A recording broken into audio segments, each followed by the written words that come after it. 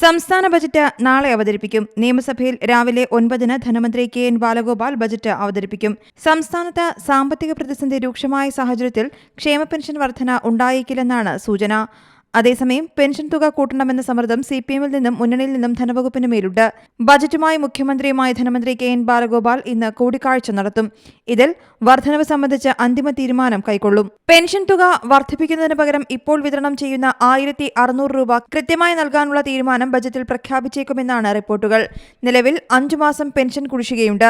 ഇതിൽ 2 മാസത്തെ പണം അടിയന്തരമായി വിതരണം ചെയ്യുമെന്നും ബജറ്റിൽ പ്രഖ്യാപിക്കും. സർക്കാരിന്റെ വരുമാന വർധനവ് ലക്ഷ്യമിട്ട് ഫീസുകളും നിരക്കുകളും വർദ്ധിപ്പിക്കൽ അടക്കമുള്ള തീരുമാനങ്ങളും ബജറ്റിൽ ഉണ്ടായേക്കുമെന്നാണ് സൂചന. മദ്യവില വർധന ഇക്കുറിയുണ്ടാകില്ലെന്നാണ് ധനമന്ത്രി സൂചിപ്പിച്ചത്. റബ്ബറിന്റെ താങ്ങുവില വർധനയും സർക്കാർ ജീവനക്കാരുടെ DA കുടിശ്ശികയുടെ ഒരു പങ്കും ബജറ്റിൽ പ്രഖ്യാപിച്ചേക്കുമെന്നും റിപ്പോർട്ടുണ്ട്. News desk Zee Malayalam news. പുതിയ വാർത്തകളും വിശേഷങ്ങളും ഇനി വിരൽ തുമ്പിൽ. എല്ലാ ഡിജിറ്റൽ പ്ലാറ്റ്ഫോമുകളിലും ഇപ്പോൾ സീ മലയാളം ന്യൂസ് ലഭ്യം.